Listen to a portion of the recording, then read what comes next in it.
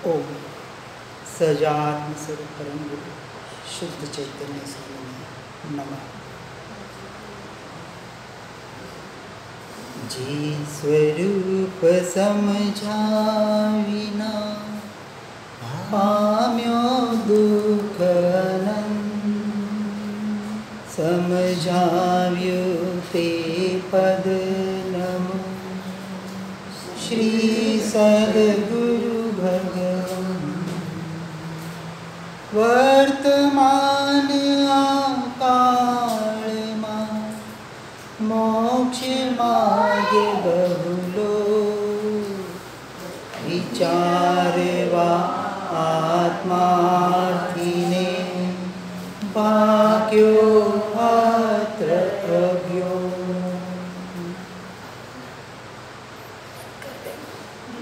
कल हमने पहली कथा को समझने का प्रयास किया कि जीव अनादिकाल से स्वरूप की सच्ची समझ न होने की वजह से अनंत दुख को पा रहा है और हर जीव सुख की अभिलाषा करता है, हर जीव को सुख चाहिए होता है। स्वरूप, हमने दो स्वरूप की कल बात समझने का प्रयास किया। वैसे 6 द्रव्य के स्वरूप को समझने की बात आई है, लेकिन विशेषता से अनादि से जीव का जिस पुद्गल से जड़ से एक क्षेत्राव का संबंध चल रहा है, ऐसे एक क्षेत्राव का संबंध से अपने आप को भिन्न जानना और मानना, इसलिए उस पुद्गल के जड़ के परिणमन को, उसके स्वरूप को भी समझना बहुत जरूरी है, यानी संसार के स्वरूप को समझना भी जरूरी है।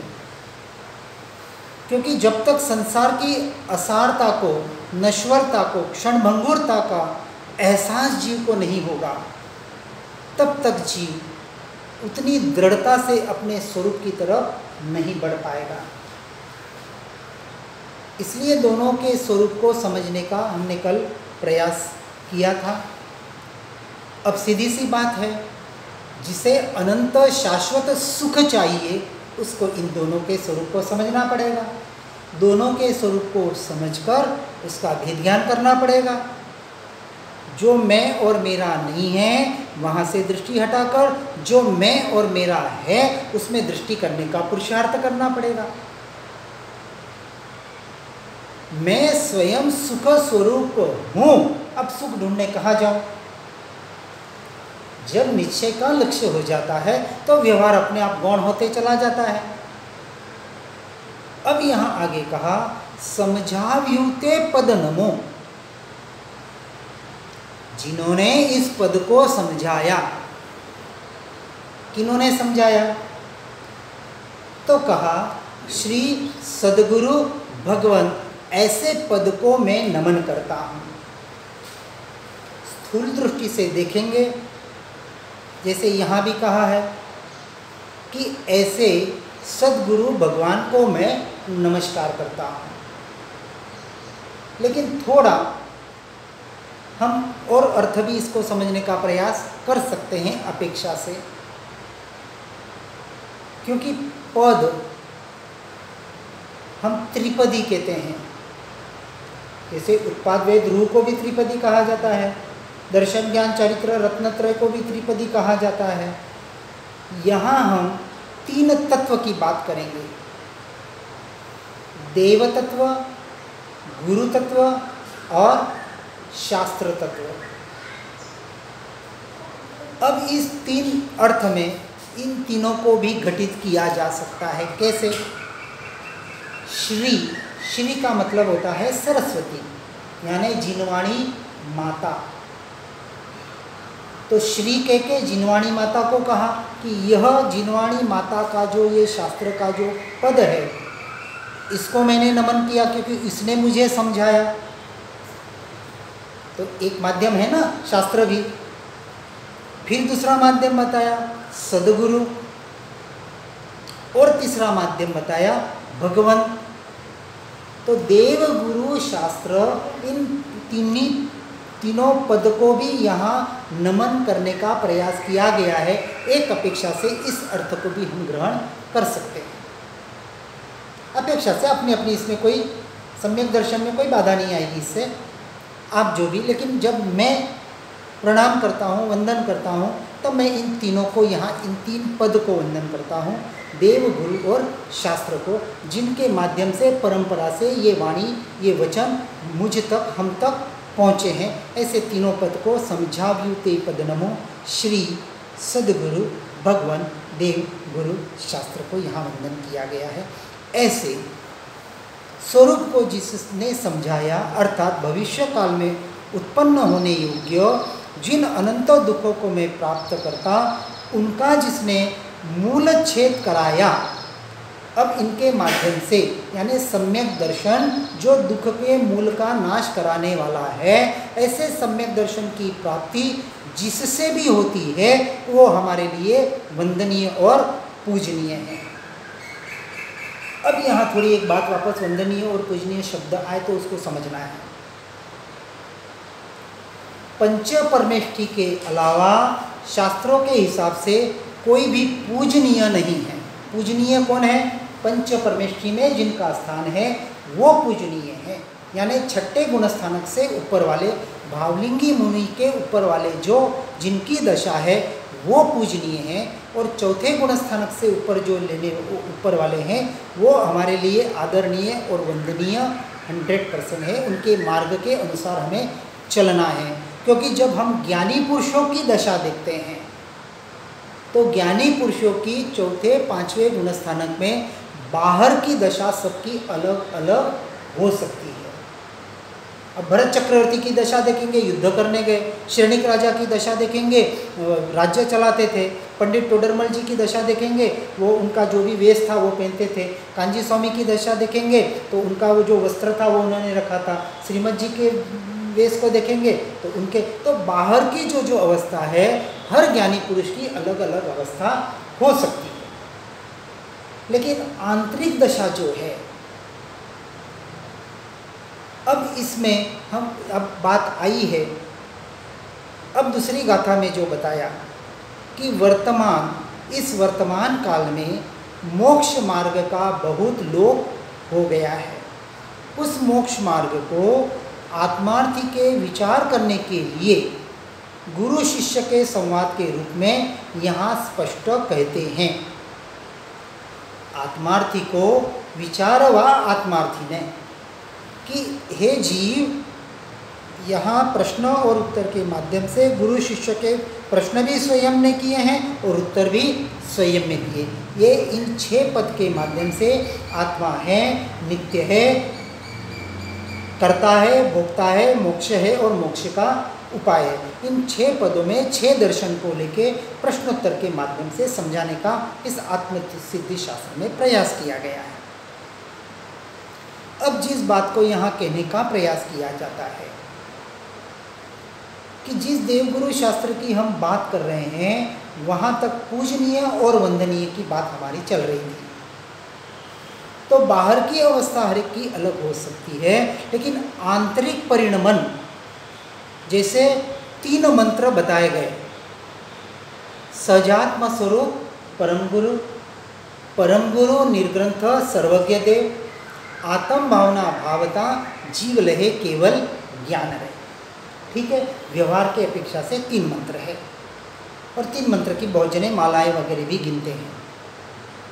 जब परमार्थ की दृष्टि से देखेंगे, क्या ये 3 मंत्र है? क्या ये 3 है मंत्र? एक ही मंत्र है, एक ही मंत्र है। अब कैसे? तो अब हम तीनों मंत्रों को जोड़ के एक मंत्र कैसे होता है? इन मंत्रों के माध्यम से, मंत्र और कुछ नहीं होता है, उन मंत्रों के माध्यम से, सूत्रों के माध्यम से, इन शब्दों के माध्यम से एकमात्र हमें उपदेश दिया जाता है कि जीव को क्या करना है। अब हम उन मंत्रों में, सूत्रों में, उन शब्दों में अटक जाते हैं। तो प्रारंभिक अवस्था में ये मंत्र सूत्र सब काम करते हैं, जैसे हम्पी में भी जब मैंने साधना की 6 साल तक, और आज तक मैं वहाँ देखता हूँ कि 40 साल पहले गुरुदेव वहाँ उनको एक मंत्र देके गए, सजात्म स्वरूप परम गुरु का जाप करो। अब आज दिन तक वो वही के वही कर रहे हैं। 40 साल पहले आपकी क्या अवस्था थी? आप पूरे संसारी थे। अब कोई 30 साल का युवान जाता है, धर्म की कोई विशेष उसको रुचि भी नहीं है, ठीक है गुरुदेव है, अच्छे हैं, सच्चे हैं, तो कुछ मुझे उनसे प्राप्त करना है, तो आया और उसको कोई मंत्र दिया, कोई इस मंत्र का जाप करना। अब वो गुरुदेव 1 साल में गुजर गए। अब 1 साल में तो जीव पूरा बढ़ नहीं पाएगा संसार में। अब वो आज दिन तक कहता है कि मुझे गुरुदेव ने ये मंत्र दिया, इसे तो मैं नहीं छोड़ूंगा, चाहे कुछ भी हो जाए। अरे हम कह रहे हैं उस वक्त तेरी दशा क्या थी, आज तेरी दशा क्या है? क्या दशा को आगे नहीं बढ़ाना है? यदि आपको डॉक्टर इंजीनियर बनना है और आपको 10th में 99.99% आ गए, अब आप कहेंगे नहीं नहीं नहीं नहीं, अब मुझे तो 11th में नहीं जाना है, मैं तो संतुष्ट हूँ, तो आप डॉक्टर इंजीनियर बन पाएंगे? नहीं बन पाएंगे कभी। 12th में भी जाना पड़ेगा, 12th में जो आपका गुरु होगा वो जैसे बताएगा वैसा भी करना पड़ेगा। फिर आगे कॉलेज में जाएंगे या डॉक्टर इंजीनियर सीए जो भी आप बनेंगे, वहाँ जो आपको गुरु आपका जो भी कोई होगा वो बताएगा वैसा आपको करना पड़ेगा। और सब कुछ करने के बाद अब उन गुरु के अनुसार आप चलेंगे या आप आपके प्रैक्टिकली जो अभ्यास होगा उसके अनुसार चलेंगे? क्योंकि थियरिटिकल में और प्रैक्टिकली में बहुत बार भेद होता है। थियरी में जो बताया अरे ये ऐसा तो यहाँ नहीं हो रहा, प्रॉब्लम्स खड़ी हो जाती है। जो व्यवहार में जैसा घटित हो रहा है वैसा ही धर्म में घटित हो रहा है, कोई अलग नहीं है मार्ग। लेकिन व्यवहार में तो हम जैसा है वैसा करने का प्रयास करते हैं, यहाँ नहीं करते हैं। अब ये 3 मंत्र एक कैसे हुए? तो पहले कहा सजात्म स्वरूप परम गुरु। अब ये परम गुरु कौन है? तो बताया परम गुरु निर्ग्रंथ सर्वज्ञ देव। निर्ग्रंथ सर्वज्ञ देव यानी कौन? अरहंत और सिद्ध। निर्ग्रंथ में कौन आ गए? आचार्य, उपाध्याय, साधु तीनों आ गए। ये जो पंच परमेष्टि है, ये पंच परमेष्टि का जो स्वरूप है, पंच परमेष्टि कोई व्यक्ति विशेष नहीं है, पद है, तत्व है।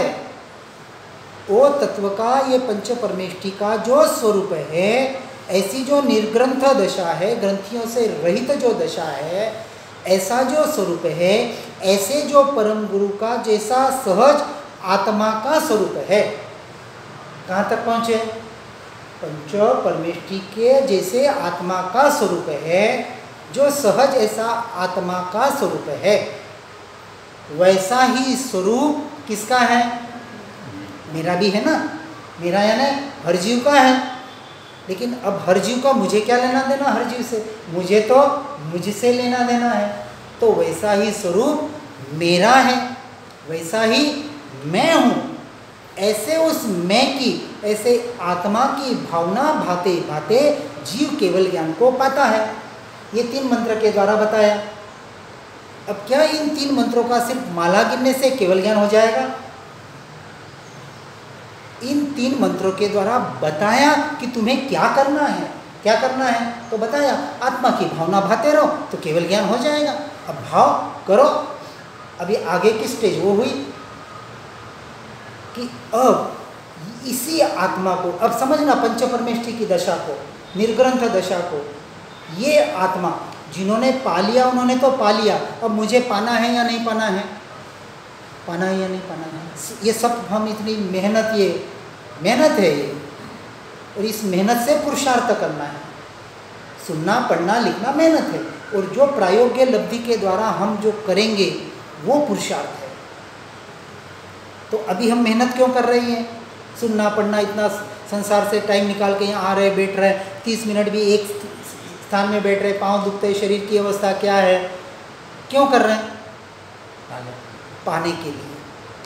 अब मुझे, अब विचार करें, अब सबको भूल जाए, क्या मैं चौथे गुण स्थान को प्राप्त करना है या नहीं? मुझे तो सम्यक दर्शन पाना है। अब व्यवहार की बात करेंगे, किसको पाना है? मुझे पाना है। तो सम्यक दर्शन, दूसरे का सम्यक दर्शन मेरे काम आएगा? बिल्कुल नहीं आएगा। अब मुझे सम्यक दर्शन पाना है तो उसके लिए पुरुषार्थ करना है, और सम्यक दर्शन पाके बैठ जाना है नहीं, तो अब आगे बढ़ना है। तो 5वें गुण स्थानक में देशवृत्ति और 6ठे गुण स्थानक में सर्ववृत्ति को निर्ग्रंथ दशा को प्राप्त करना है।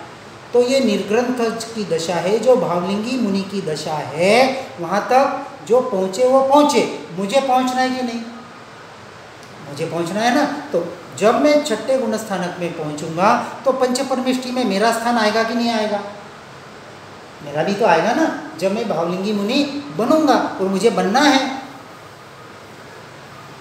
अब 6ठे गुण स्थानक में पहुँचे, अब उपाध्याय आचार्य बने या न बने, साधु तो जरूर बनेंगे, बनना ही पड़ेगा, दीक्षा तो लेनी है, बिना दीक्षा के मोक्ष नहीं है। लेकिन दीक्षा लेना और दीक्षा का आना, इसमें जमीन आसमान का फर्क है, इसको समझना है। लोग दीक्षा लेने के लिए भाग रहे हैं कि दीक्षा लेंगे तो मोक्ष मिलेगा। जब इस भाव में मोक्ष नहीं है तो दीक्षा होना कोई अनिवार्य नहीं है। जिस भाव में मोक्ष का उदय होगा, जिस भाव में इस जीव का पर्याय में मोक्ष होना होगा, उस भाव में नियम से दीक्षा आएगी और आएगी, लेनी नहीं पड़ेगी, क्योंकि इतना प्रबल वैराग्य यहाँ से हम लेके जाएंगे, उस भाव से लेके जाएंगे। कुछ नहीं करना पड़ेगा, पहले प्रारंभिक अवस्था तो करें, सीधी दीक्षा की बात कर रहे हैं हम। तो 4थे गुण स्थानक को प्राप्त करके, सम्यक दर्शन को प्राप्त करके, यही जीव यानी कि मैं 6ठे में पहुँचूंगा, और ये 6ठे गुण स्थानक वाला 13वें में पहुँचूंगा। वहाँ केवल ज्ञान मुझे पाना है, मैं स्वयं केवली बनूंगा ना। तो ये सारे पंचपरमेष्ठी क्या है? एक आत्मा की दशा मात्र है, और कुछ नहीं है। अब उस दशा को प्राप्त करने के लिए पुरुषार्थ करना है, या उस दशा का सिर्फ जाप करना है? बात को समझना बरोबर गहराई से। जाप का निषेध नहीं कर रहे हैं, लेकिन जाप के द्वारा जो करना है वो हम बताने का प्रयास कर रहे हैं। सिर्फ जाप करने से केवल ज्ञान नहीं होगा, माला गिनने से, मणके गिनने से। पहले नौकार मंत्र की गिन रहे थे, अब सजात्म स्वरूप की गिन रहे हैं। ठीक है कि ये थोड़ा बहुत आत्मा का लक्ष्य करा रहा, तो नौकार मंत्र क्या खराब था? जब तक हम हमारे उपयोग को पुरुषार्थ के द्वारा, इसलिए कहा आत्म भावना भावता जीव लहे केवल ज्ञान रहे। माला गिनने को नहीं बताया, लघुराज स्वामी को किताब पे लिख के दिया, हमने उसको मंत्र बना दिया, क्योंकि आदतें हैं हमारी, कुछ गिनने को चाहिए, कुछ करने को चाहिए। थोड़ी कड़वी लग सकती है बात, लेकिन सत्य को समझने का हमें प्रयास करना है। हम जहाँ अटक रहे, मैं उसको गलत नहीं बताने का प्रयास कर रहा हूँ। जो अटकना हो रहा है कि उसी को हम धर्म मान रहे हैं कि हम तो इतने तो करते, भक्ति करते, इतना जाप करते। मेरे एक साधक है जिन्होंने 1 करोड़ सजात्म स्वरूप का जाप किया। कितना? 1 करोड़। मैंने कहा 1 करोड़ जाप किया तो आत्मा मिल गया होगा, आत्मा का अनुभव हो गया होगा। तो क्या कहाँ, ऐसे माथा पटका उन्होंने, क्योंकि 1 करोड़ सजात्म स्वरूप का जाप करके आत्मा की प्राप्ति, आत्मा का अनुभव नहीं हो रहा है। वो कहते नहीं, मैं क्यों जाप क्यों किया? तो एक जने ने उनको बताया कि 1 करोड़ माला उसका जाप करने से आपकी गति नीचे नहीं जाती है। मतलब मैं क्यों, आपको पता है कि मेरी गति नीचे होने वाली है, हम क्यों विचार कर रहे हैं हम नीचे गति में जाएंगे? अरे इस मार्ग में आने वाला नीचे गति में जा ही नहीं सकता। इतनी तो दृढ़ता भीतर होनी चाहिए कि ज्ञानी पुरुष मिले हैं, ज्ञानी के वचन हम सुन रहे हैं, समझ रहे हैं। इसलिए तो कहा जे स्वरूप समझा बिना पामे दुख का आनंद। इस जाप के स्वरूप को भी तो समझना पड़ेगा। क्या हम तोता रटन कर रहे हैं सिर्फ? इसलिए मैं कहता हूँ, जो भी हमारे पटेल लोग बहुत जुड़े हुए हैं मेरे से गुजरात में, श्रीमद जी के मार्ग वाले, क्योंकि आज श्रीमद जी के मार्ग में 80% पटेल लोग हैं, गुजराती लोग। मेरे करीबन संपर्क में वही आ रहे गुजरात में, जहाँ भी 2 साल से मैं घूम रहा हूँ। उनको मैं, क्योंकि वो उनका इंटरेस्ट ज़्यादा भजन में है, भक्ति में है। यही मैं कहता हूँ, भजन करना भक्ति सर्वोत्कृष्ट मार्ग बताया है, लेकिन उस भजन का भोजन कितना करते हो? भजन का भोजन का मतलब क्या? भाव भाषण, आप क्या बोल रहे हैं, कितना बोल रहे हैं, उससे महत्व ये है कि उसके भावों को ग्रहण करके आपने अपने जीवन को कितना परिवर्तित किया, अपने जीवन को ज्ञानमय कितना बनाया, पर्याय दृष्टि छोड़कर द्रव्य दृष्टि करने का कितना पुरुषार्थ किया, ये महत्व का है। इसका नाम है आत्म भावना भावता जीव लहे केवल ज्ञान रहे। आत्मा की भावना भानी है, माला नहीं गिननी है। यही बात यहाँ इसलिए कहा कि वर्तमान काल में मोक्ष मार्ग का क्यों लोग बताया, क्योंकि सच्चे स्वरूप को नहीं समझा और बिना समझे बस किए जा रहे हैं। अरे ऐसा तो अनंत बार किया। रोज हम बोलते यम नियम संयम आप कियो, बहु त्याग विराग अथाग कियो। तो क्या भक्ति स्वाध्याय सत्संग नहीं किया अनंत बार? ज्ञानी पुरुष भी अनंत बार मिले, तो ज्ञानी पुरुष और क्या बताएंगे, भाई भक्ति करो, स्वाध्याय करो, सत्संग करो, आत्मा का ध्यान करो। ज्ञानी पुरुष कोई क्रियाकांड बताते ही नहीं है। तो वो भी हमने सुना समझा, लेकिन आज दिन तक जो यहाँ परिणमन होना चाहिए था भीतर से, वो नहीं कर पाए, प्रयोग नहीं किया। और प्रायोग्य लब्धि नहीं करोगे तो करण लब्धि तक कैसे पहुंचोगे? पूरा क्रम है। तो देशना लब्धि जब फलीभूत होती है, जब हम उसके द्वारा सुनकर समझकर उसको अपने जीवन में प्रयोगों के द्वारा चलते फिरते खाते पीते उठते बैठते, और प्रयोग कौन सा करना है? औषध विचार ध्यान, कर विचार तो पाम, निरंतर विचार विचार विचार विचार, तत्व विचार, भेद ज्ञान भेद ज्ञान भेद ज्ञान, ज्ञान स्वभाव ज्ञान ज्ञान ज्ञान ज्ञान, निरंतर दृष्टि को ज्ञान पर ले जाने का क्रिया करनी पड़ेगी। मैं तो स्पष्ट कहता हूँ, करना पड़ेगा, बल जबरी पूर्वक भी करना पड़े तो सहज हो जाएगा। अरे कहाँ से सहज होगा, क्यों नहीं हो रहा है सहज? हर अजपा जाप तब होता है जब उसका निरंतर जाप चलता है। बिना जाप के कोई अजपा जाप तक नहीं पहुंच पाता है। इसलिए पहले कर्तृत्व बुद्धि पूर्वक भी करना पड़ेगा, बल जबरी पूर्वक भी करना पड़ेगा, चाहे इच्छा हो न हो, जो मार्ग ज्ञानी पुरुषों ने बताया है। और श्रीमद जी ने यहाँ पेज नंबर 800 पे वो क्रम भी बताया है, शायद हिंदी में अलग होगा, गुजराती में पेज नंबर 800 में पूरा वेद ज्ञान का क्रम बताया है। उस क्रम को भी सही तरीके से, इसमें पेज अलग है, गुजराती में 800 है, अभ्यंतर परिणाम अवलोकन में। तो वही क्रम तो एक ही है, पहले अवलोकन भेद ज्ञान के द्वारा, फिर भेद ज्ञान से भेद विज्ञान, और फिर अपने स्वरूप की स्थिरता। तो किसी भी प्रकार से पर द्रव्यों से दृष्टि हटाकर, पर भावों से दृष्टि हटाकर अपने ज्ञान स्वभाव पर दृष्टि करने का पुरुषार्थ करो। सबका सार इसमें आ गया, इतना ही करना है। 1000 शास्त्र पढ़ेंगे तो भी यही करना है, एक शास्त्र भी नहीं पढ़ेंगे तो भी यही करना है। तो सीधे कर लें तो किसी शास्त्रों की जरूरत नहीं है। इसलिए ज्ञानी पुरुषों की क्यों महिमा बताई? ज्ञानी पुरुष सब कुछ पढ़ के समझ के हमको उस मार्ग की प्ररूपणा कर रहे हैं कि हे जीव, अब ज़्यादा पढ़ना लिखना छोड़, तू जो मैं बता रहा हूँ उतना कर ले तो तेरा काम हो जाएगा। यही बात यहाँ बताने का प्रयास किया जा रहा है कि वर्तमान इस काल में जो मोक्ष मार्ग लोप हो गया है, उस मोक्ष मार्ग को, उस आत्मार्थी को विचार करने के लिए हम ये गुरु संवाद के अपेक्षा से यह शास्त्र, ये गाथाएं आपको बता रहे हैं। अब आगे बताते हैं। कोई क्रिया जड़ थई रहा, शुष्क ज्ञान मां कोई, माने मार्ग मोक्ष नो, करुणा उपजे जोई। आहा, क्या अद्भुत बात बता दी।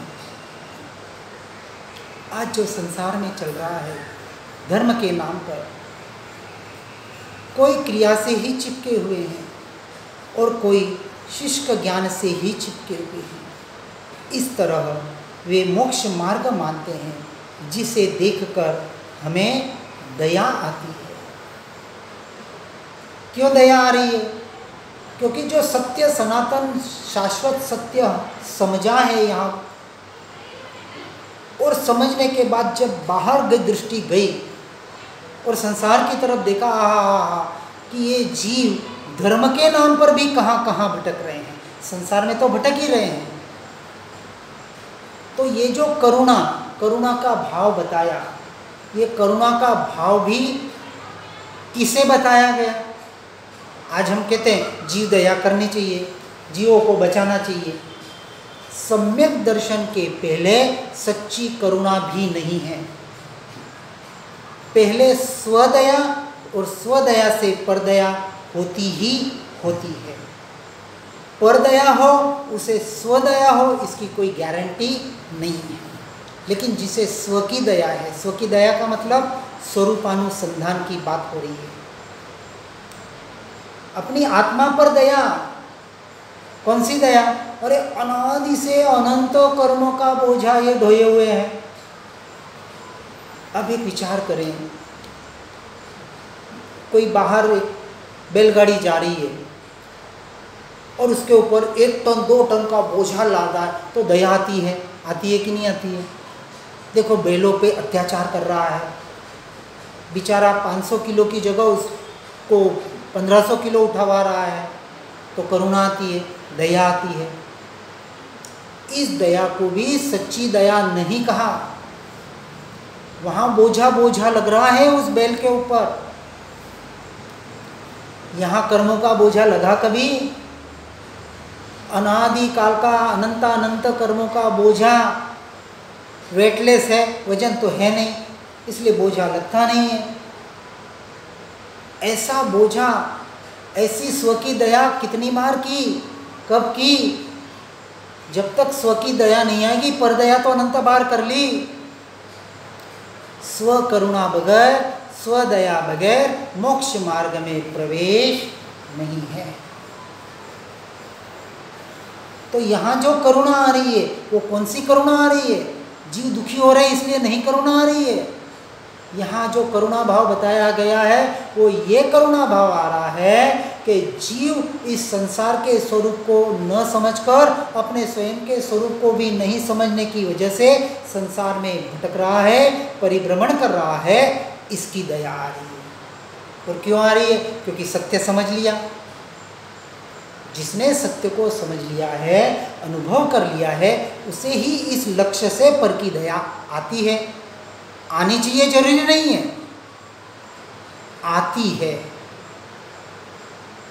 आनी चाहिए तो नियम हो जाएगा, फिर तो जो कर रहा है वो उसका धर्म हो जाएगा। आती है। गुरुदेव कहते थे कांजी स्वामी, आए बगैर रहती नहीं है। बिल्कुल सही है। शुभ भाव आए बगैर नहीं रहेगा, लेकिन शुभ भाव को वो धर्म नहीं मानेगा। क्योंकि अभी हम संसारी छद्मस्त जीव हैं। जब छठे गुण स्थानवर्ती भावलिंगी मुनि को ऐसे शास्त्र लिखने के शुभ भाव आए तो हमें क्यों नहीं आएंगे? लेकिन उससे वो धर्म नहीं मानते, उसमें भी उनको खेद होता है कि कहाँ मैं पर में अटक रहा हूँ। वहाँ से भी जल्द से जल्द छूटकर अपने स्वरूप की ओर, अपने स्वभाव की ओर आने का वहाँ पुरुषार्थ करते हैं। उसे तो हम ज्ञानी पुरुष या सत्पुरुष कहते हैं। तो इस तत्व को, इस बात को सही तरीके से समझने का हमें प्रयास करना है। अब यहाँ करुणा आ रही है, किस पे करुणा आई है? कोई क्रिया जड़ बन रहा है, क्रिया में ही धर्म मान रहा है। यम नियम सम संयम व्रत जप तप, इसी को धर्म मान रहा है। और कोई सिर्फ आत्मा आत्मा आत्मा की बातें कर रहा है, शुष्क ज्ञान में भटक रहा है। उसके लिए श्रीमद जी ने बहुत अच्छा वचन इसी में कहा है, मुक्ति ज्ञान कथे अने अंतर छुट्यो नमो। वो शुष्क ज्ञानी आत्मा है, कुछ खाता नहीं पीता नहीं और कुछ भी खा पी रहा है, कुछ भी संसार में आसक्ति से भटक रहा है, वो शुष्क ज्ञानी। खाली आत्मा की बातें सुनने पढ़ने से थोड़ी काम होगा। इसलिए मैंने स्वरूप 2 प्रकार से बताया। एक तो तत्व का स्वरूप भी समझना पड़ेगा और संसार के स्वरूप को भी समझना पड़ेगा, क्योंकि वो हेय है, छोड़ने योग्य है। तो स्वरूप समझे बगैर कैसे छोड़ेंगे? जहर को जब तक जहर नहीं समझेंगे तब तो आप पिए जाएंगे। स्लो पॉइजन है, अभी नहीं मारेगा, कुछ दिन बाद मारेगा। बड़ा जहर हो तो फट से मार देगा। अब संसार स्लो पॉइजन है, मारने ही वाला है नियम से, तो उसको जहर को जहर समझना पड़ेगा। अब जहर को ही आप अमृत मान लेंगे तो कभी आप अमृतमय हो भी नहीं पाएंगे, अमृत तत्व को पा ही नहीं सकेंगे। तो कोई शुष्क ज्ञानी बन रहा है और कोई क्रियाजड़ बन रहा है। इन दोनों को देखकर और उन दोनों को मोक्ष का मार्ग मान रहा है। कोई दीक्षा ले ली, तीव्र से तीव्र उसका पालन कर रहा है और उसको मोक्ष मार्ग मान रहा है। कोई कह रहा है ए क्रिया व्रिया क्या करना, आत्मा आत्मा आत्मा, मैं जानने वाला, मैं सब कुछ, और कुछ भी खा पी रहा है, कैसे भी वर्तन कर रहा है। माने मार्ग मोक्ष नो, दोनों को।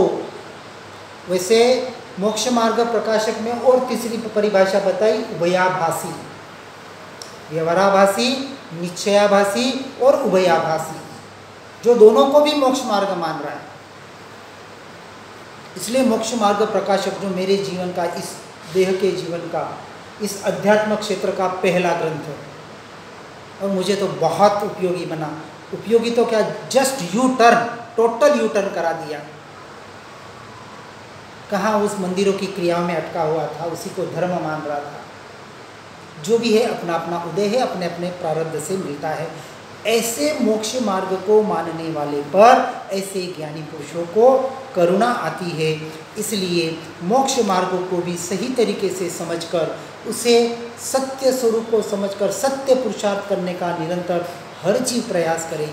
इसी भावना के साथ जिनाज्ञा विरुद्ध कुछ भी कहने में आया हो तो मिच्छामि दुक्कडम। सुख धाम अनंत सुख संत जय